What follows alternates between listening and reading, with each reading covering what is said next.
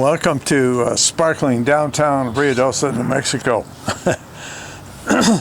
By popular demand, I've had a number of requests to do a segment about the Ransomville slowpokes. You know, the Ransomville slowpokes, I'll read some from the book and I'll tell you a couple personal stories. But anyhow, the Ransomville slowpokes, they were a big deal in my life. I mean, I worshiped those guys, all of them. And when I was an early teen, the guys from Ransomville that were a little older than me, about 4 years, most of them, something like that, formed a car club called the Ransomville Slowpokes. Nah, not for hot rods, but for stock car racing. Make no mistakes, these guys all had fast street cars too. Their first track was a small paperclip shaped track that was behind Ed's garage. And the track itself was so small, and well, it wasn't so small really as it was narrow. You know, the two straightaways they're very close to each other. So they raced like crazy down one way, did a hairpin turn, and raced like crazy back the other way. But anyhow, and the original track was just made from dirt, you know, not special clays that had been treated with calcium or anything. And so every race, excuse me, it's not COVID. Every race, the track would develop serious holes in the curves and ruts, etc. So accidents were very common. Many rollovers, most of which were not even touched by another car. They just hit one of the ruts and over she'd go, because these guys were going as fast as they could go. And like I said, this track was built behind Ed's garage, and Ed's garage formerly was a Kaiser Fraser dealership. And I'm not sure if there was any others. Oh, they had I think they sold Willys also. But anyhow, that was phasing out about the time I arrived on the scene. Nearly every one of the race cars was built in Ed's garage, because he just kind of opened up the garage for the guys to come in. If it wasn't being used for repairing cars as a business or something, they were welcome to use it to build the race cars. I have a little audio difficulties here. But anyhow, these guys, us boys, we'd stay in the garage and we were welcome. You know, they'd never run us off.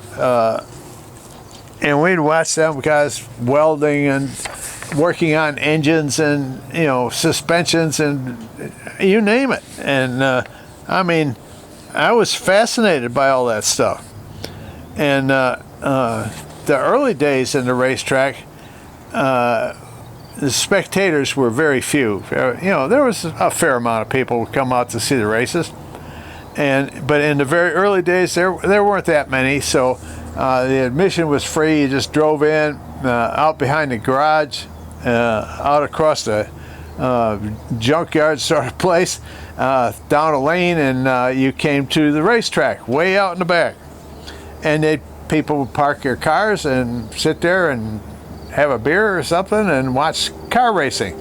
And during the intermission, before the feature race of the day, they would go through the crowd and they would pass a helmet for donations. And that's how they got started. It's kind of meager, but that's the way it was done. And anyhow, the guys that formed the club, I remember, in particular, the Cantera brothers, and the oldest brother, Dick, he was the president, and he died at a very early age of cancer. And oh gosh, others, Richard Kane, he was killed in an auto accident on the highway. and others. There's one in particular that I'll tell you about in a little bit here. Richard Mccallum. He was kind of one of my favorite guys. He was a character. But anyhow, those guys, and they formed a club, and it took. It just took. And people from town started coming out to watch them race the old jalopies around the track out in the back, and it was really something to see. And like the days of NASCAR were still years off. So one of the drivers in particular was Ed, as in Ed's Garage. And I'm telling you, I have followed racing. I've been to Daytona, I've been to Rockingham, several places, and most of the tracks on the East Coast I've been to, mostly following Ed and his career. But he was truly a gifted driver. I mean, I can still remember the sound, Burmaster's sound truck parked in the infield, and they would be describing the cars and the lineups for a given race. And it was always the same, because in the early days of NASCAR, the points leader from any track started last. I mean, that was difficult. Today's racing in NASCAR, they've done such a wonderful job, it's all screwed up. Now the racers with the most points start first. That's easier. But anyhow, they did those sort of things back then, and it was really good. I mean, that was racing. I mean, just racing, And anyhow, every time when they would announce a lineup for feature races, I can't hardly ever remember a time when Ed didn't start last, because he was always the best. And anyhow, they'd be announcing the numbers of the cars, by car number for a lineup, and they'd always at the end they'd say "and 0." That was Ed's number, 0. But gosh, he was such a driver, man. I loved him.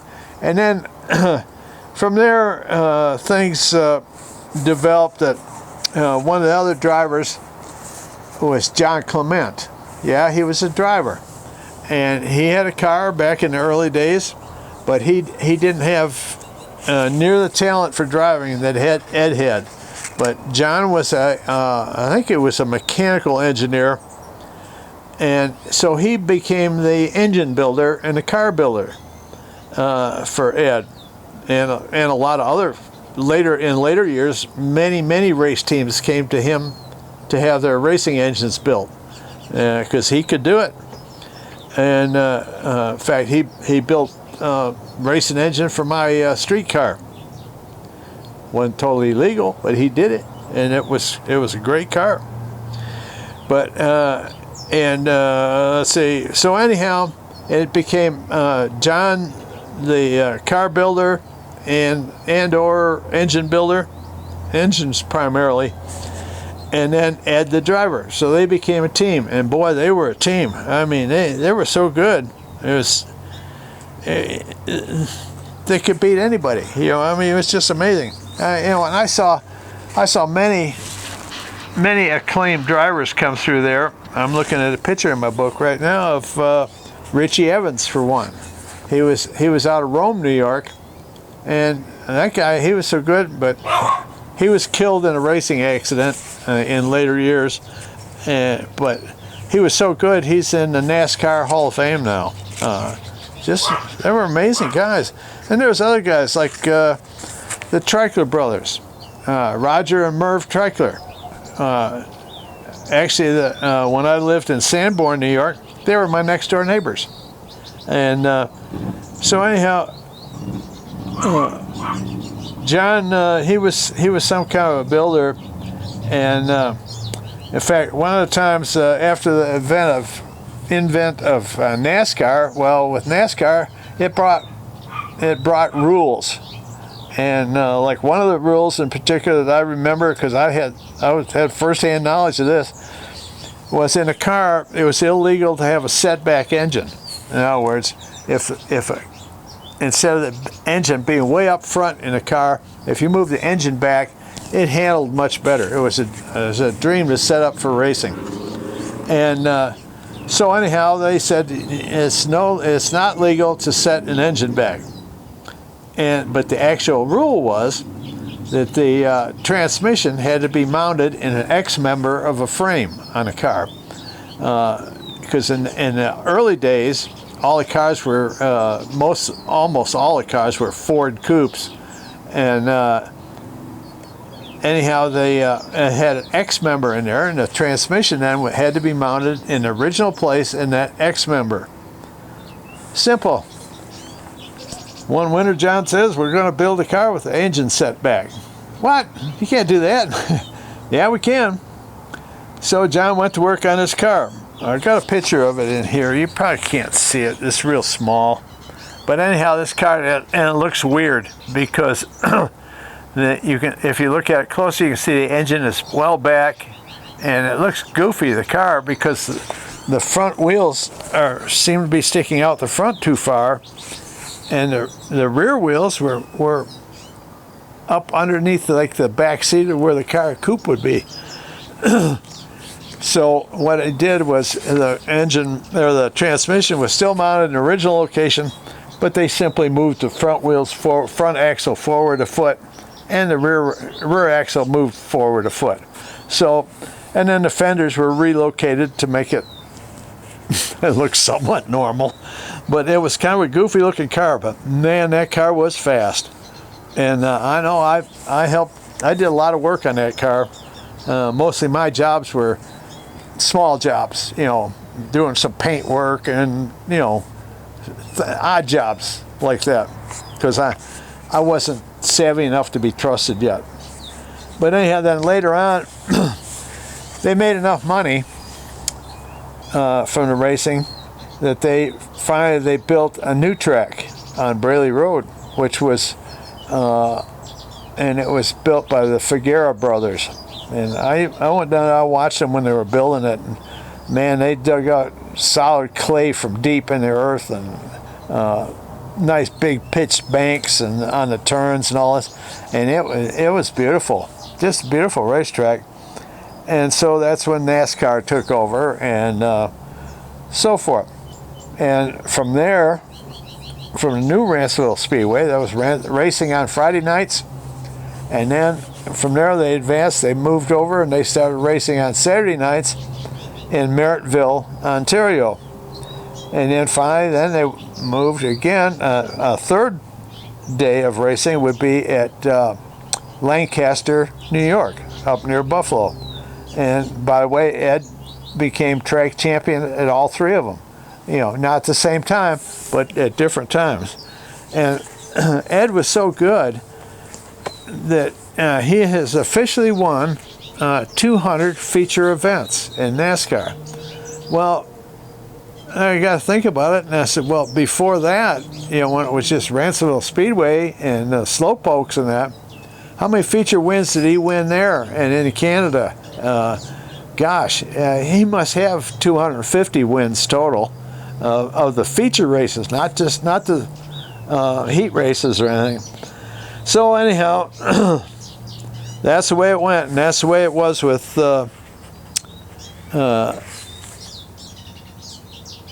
Ed and his other friends. I remember Bill Rafter. He was an awesome driver. Chucky Booz. Oh man, there was so many of them. Those guys, they had so much talent. Man, I couldn't wait till I was old enough. Finally, I got old enough where I could race legally. And so Peter Baker and myself, we built a 1955 Chevy to run in the late models. Well, we won a few heat races and stuff like that, but it was nowhere near enough to cover the expenses. And so that's where I learned a lesson there. And the lesson was that no matter how good a driver you are, you're not going to drive if you don't have sponsors. And so the guys had the sponsorships and had the most money coming in. They had the best equipment, and they were tough to beat. So anyhow, let me tell you, I want to tell you a couple funny stories. One of my favorite guys in that club was Richard Mccallum. Well, these guys, they were all fun-loving guys on this particular night. Now, I don't have any first-hand knowledge of this, but I was told by some very reliable people that it is indeed a true story. And the story goes like this. They had gone across, I think they took the ferry boat across from Youngstown over to Niagara on the Lake. And indeed, there was some beer involved. Apparently quite a bit of beer. And they started having an argument. Well, Froggy, I kind of just tipped his name right there. But anyhow, Richard Mccallum was a noted swimmer. He was a really strong guy, could really swim well. Well, the argument starts over there, and Richard told the guys, he says, he said, I could jump in the river right here at Niagara on the Lake and swim straight across over to Youngstown. I said, no, you can't. The river's about like a mile wide there, and there's like 15 knots of current. 10 to 15 knots, something like that. It's strong current that's going out into Lake Ontario. I said, if you start swimming here, you go straight out to the lake. No, I could swim it. And they're arguing back and forth. And then they started wagering and stuff. Well, anyhow, as the night progressed, finally the guys, they looked around and, where's Richard? He's gone. I said, you don't suppose. Oh my gosh. They ran down to the pier at Niagara on the Lake, the big dock there. And when they got down there, there's his shoes and all his clothes sitting there, all nice and neat, sitting there on the dock. Oh my God. So anyhow, the search starts. Well, Richard, he was about halfway across the river when he noticed he was getting kind of far out into Lake Ontario, like way out. He said, that's a sobering thing. Well, anyhow, so he started swimming for shore. He's trying. He's trying to get out of the river current and on the far side and start heading for shore. Well, he made it to the buoy, which I think is 1 mile offshore out there. It's a big navigation buoy. And he got to that. Whew, thank God. Well, anyhow, he's hanging on that, resting, catching his breath, and resting up a little bit for the next big swim towards Youngstown. Well, about that time, he sees all these boats coming. Here's the Coast Guard and the other search boats. They're looking for him. And they looked around there, and apparently they said that at one time there's a couple boats come within 15 or 20 feet from him. But he's naked. So he's hiding behind the buoy. He's not going to expose himself. So they finally gave up on that area, and they went way out to sea. They're heading towards Toronto out there looking for Richard. And they couldn't find him. Well, when finally the coast was clear somewhat, and he took off swimming, and he eventually made it to Fort Niagara. Well, all right, now what are you going to do? Well, in someone's backyard on a clothesline, he found a pair of men's coveralls. He put on those coveralls. At least I was told they were coveralls. Could have been any kind of clothing, but he got the clothing on. And now he's got a second problem. His feet are bleeding because he's sore from, he's cut his feet from walking on sharp stones and whatever. Behind a store in town, he found some shoe boxes, and he made a pair of sandals out of the shoe boxes. So then he takes off, and he's trekking for Ransomville. Well, it's late, 3 in the morning, something like that. Well, getting close to daylight, he made it home to Ransomville. He turned a corner on Ransomville Road, heading north towards his house. And in front of his house, a couple of sheriff's cars, a highway patrol, border patrol, constables, everybody's there. He said, oh man, he said, guess the jig is up now. So anyhow, he went he got home and he just walked in the front door and he said, "I guess you're looking for me." Mother's screaming and carrying on. But anyhow, and the guys that told me the story, they all swear to God it's a true story.